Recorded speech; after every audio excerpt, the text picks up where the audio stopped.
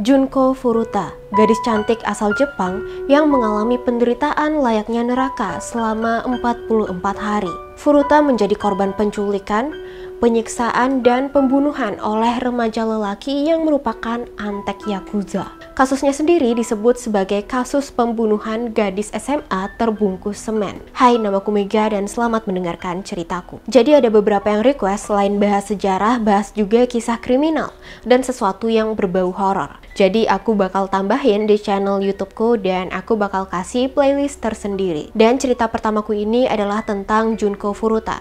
Ini adalah cerita yang benar-benar bikin aku shock saat pertama kali membacanya. Apalagi ternyata kasus ini itu jadi lebih parah karena kurangnya sistem peradilan di Jepang saat itu. Kasus ini terjadi di tahun 1988 dan sangat menggemparkan pada masanya. Bukan hanya karena pembunuhannya yang sangat keji, tapi juga karena pelakunya itu masih muda dan motifnya juga sangat sederhana.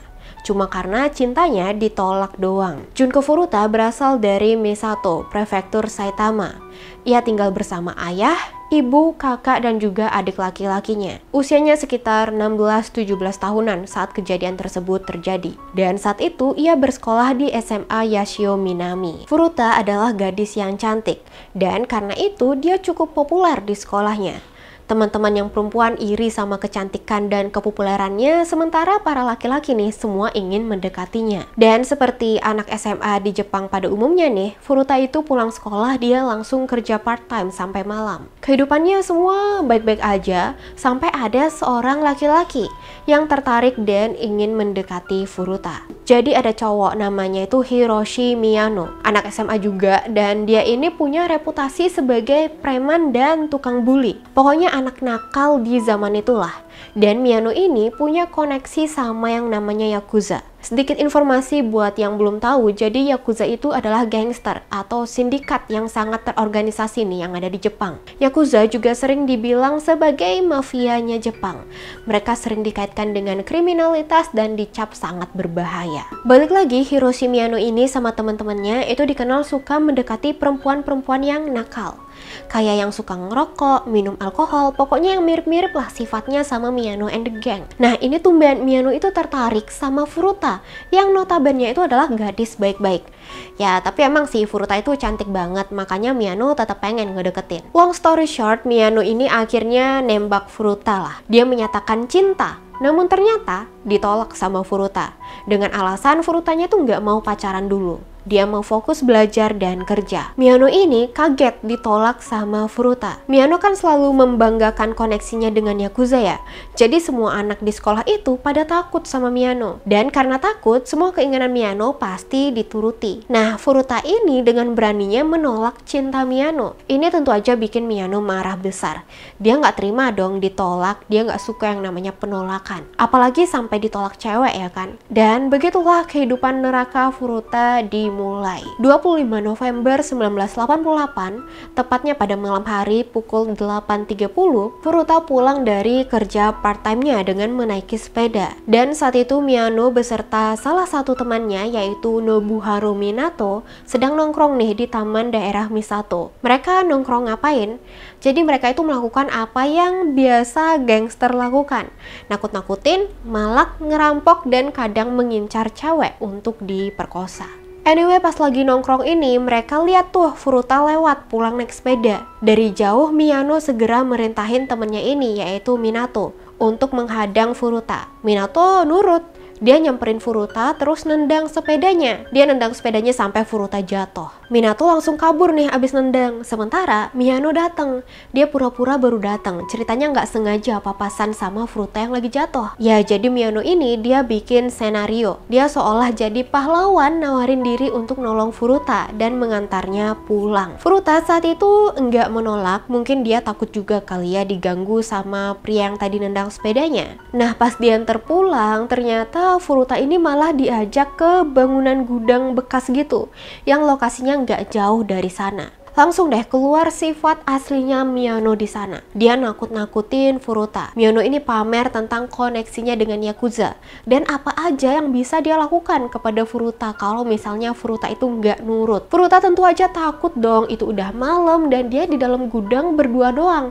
Plus nama Yakuza itu emang dianggap seberbahaya itu. Mau nggak mau ya Furuta menurut. Miyano akhirnya nelpon dua temannya nih, yaitu bernama Jo Ogura dan Yasushi Watanabe. Terakhir Miyano juga ngajakin Minato yang tadi dia suruh nendang sepeda itu. Dan setelahnya keempat cowok ini membawa Furuta ke rumah orang tuanya Minato yang ada di distrik Ayase Adachi. Mereka berempat nih, keempat cowok ini terus-terusan mengancam Furuta biar dia mau nurut. Mereka bilang kalau mereka itu tahu tempat tinggal Furuta di mana dan mengancam kalau misalnya Furuta berani kabur, mereka bakal nyuruh Yakuza untuk membunuh keluarganya Furuta. Dan ternyata tahu nggak apa?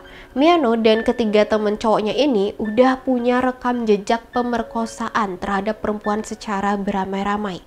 Tentu aja ini bikin Furuta jadi enggak berkutik. 27 November, yaitu 2 hari setelah kejadian itu, orang tua Furuta menghubungi pihak kepolisian karena anak mereka nggak pulang-pulang. Tapi nih, nggak lama setelah itu, mereka langsung dapat telepon dari Furuta. Ya, ternyata ini tuh udah dipikirin sama Miyano.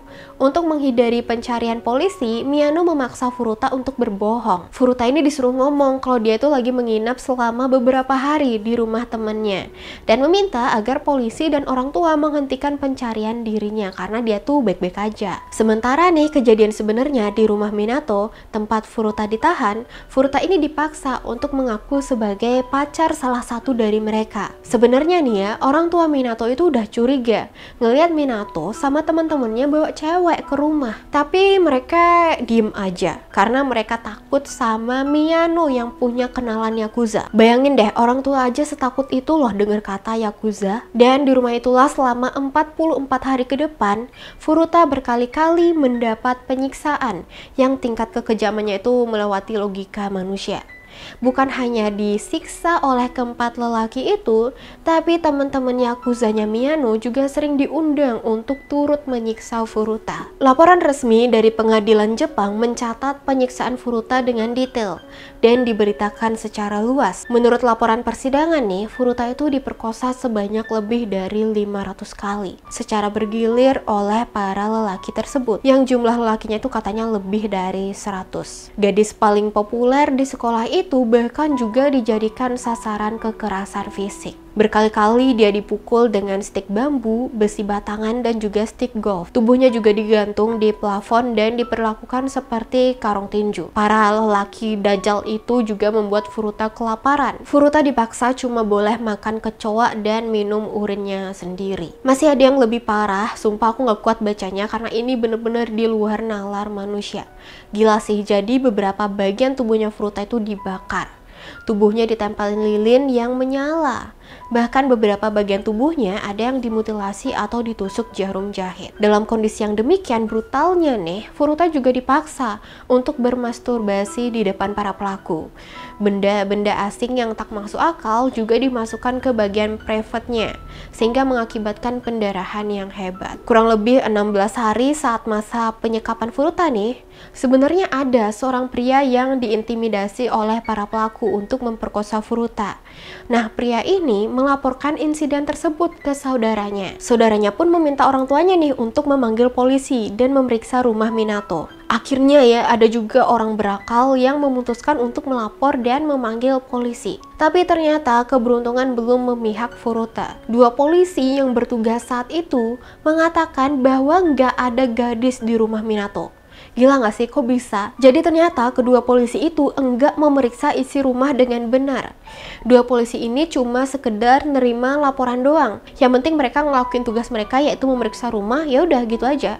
Mereka menganggap bahwa di rumah itu nggak ada gadis yang dilaporin tadi. By the way, di akhir kasus ini, kedua polisi tersebut akhirnya dipecat karena dianggap tak menjalankan tugasnya sesuai prosedur. Terus Desember 1988, setelah 1 bulan berada dalam penyekapan nih, Furuta akhirnya punya celah. Ia sempat mencoba menelpon pihak kepolisian, tapi upayanya gagal karena ketahuan sama Miyano. Dan tebak deh habis ini Furuta diapain karena ketahuan. Nah, Furuta itu dihukum. Kakinya dibakar sementara anusnya dimasuki botol besar hingga mengalami pendarahan dan kejang-kejang. Menurut laporan, selama persidangan ini para pelaku mengira bahwa Furuta itu cuma berpura-pura nih kejangnya, sehingga mereka membakarnya lagi. Kebayang nggak sih? Keempat lelaki ini emang sengaja membiarkan Furuta itu tetap hidup dan merasakan semua penyiksaan tersebut. Gila kan? Furuta sampai meminta agar dirinya dibunuh aja biar penderitaannya berakhir. Namun tentu aja para pelaku bejat ini menolak dan malah memaksanya tidur di balkon. Padahal saat itu musim dingin. Bayangin kan bulan Desember gimana dinginnya Jepang. Memasuki bulan Januari. Dari akhir November coy, sekarang udah Januari. Jadi penyiksaan demi penyiksaan membuat kondisi fisik Furuta itu berubah. Wajahnya membengkak dan luka-luka di sekujur tubuhnya itu mulai membusuk dan menghasilkan bau tak sedap. Dan para keempat pelaku ini kemudian disebut mulai kehilangan nafsu bejatnya dan sempat mencari korban lain untuk diperkosa. Ya bisa dibilang mereka tuh udah bosan sama Furuta, jadi mereka cari cewek lain.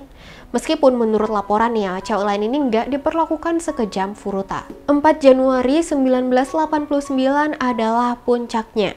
Jadi para pelaku ini melakukan siksaannya lagi. Mereka memukuli Furuta dengan barbel, menendang, meninju, dan juga meletakkan 2 lilin panas di kelopak matanya Furuta. Mereka memposisikan Furuta untuk berdiri dan memukul kakinya dengan tongkat sampai terjatuh. Dan ini bikin pendarahan yang sangat parah.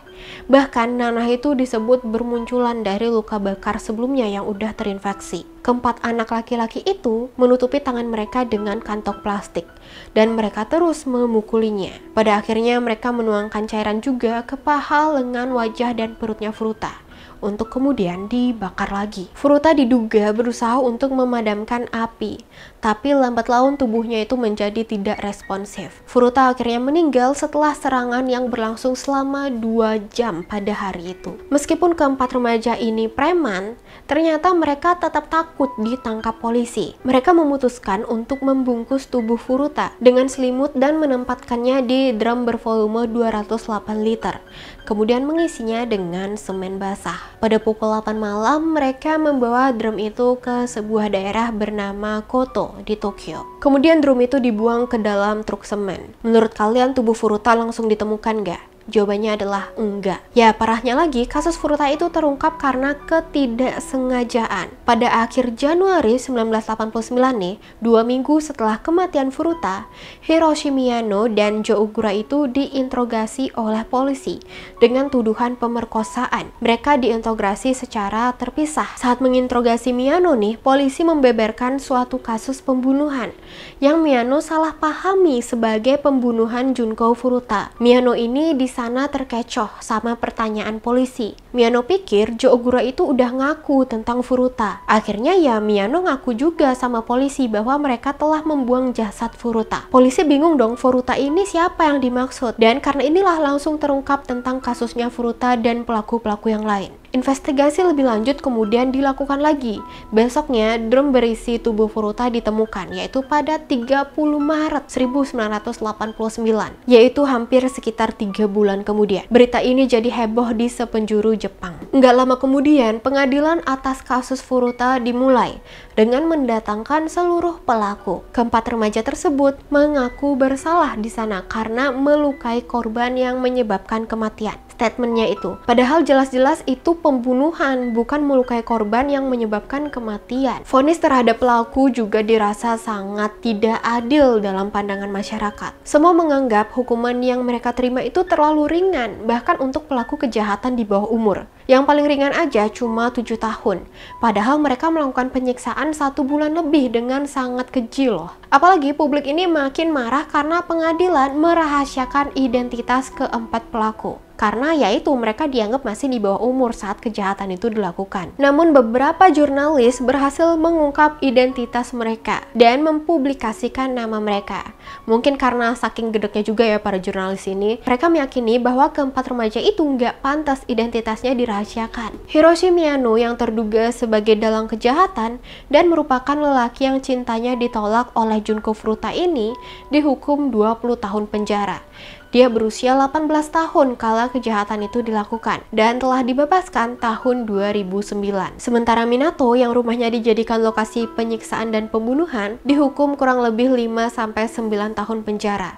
Dia berusia 15 tahun saat melakukan tindak kriminal tersebut. Kemudian Watanabe dihukum 5-7 tahun penjara. Dia berusia 17 tahun saat itu, sementara Jo Ogura sendiri dihukum 8 tahun di lapas remaja sebelum dibebaskan tahun 1999. Tuh kan mereka semua itu rata-rata di bawah 20 tahun dan bisa melakukan tindak keji itu gimana coba? Keempat pelaku masing-masing dilindungi oleh hukum perlakuan khusus bagi pelaku kejahatan di bawah umur. Banyak yang percaya bahwa koneksi remaja tersebut dengan Yakuza lah yang bikin hukum mereka tuh jauh lebih ringan. Dan yang bikin kisah ini tambah sedih adalah kenyataan bahwa Junko Furuta itu bisa aja selamat. Seandainya nih para saksi atau kepolisian sedikit berusaha lebih niat gitu. Penguji forensik kemudian menemukan sperma dan rambut kemaluan milik orang lain di jenazah Junko Furuta. Seperti yang aku bilang di awal, keempat pelaku ini mengundang teman-teman mereka ke rumah Minato untuk memamerkan bahwa ada tawanan wanita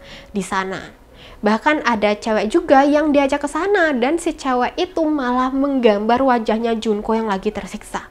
Bayangin ya, ini cewek loh. Diperkirakan orang tua Minato yang tinggal di atap yang sama dengan Furuta yang lagi disiksa enggak melakukan apapun.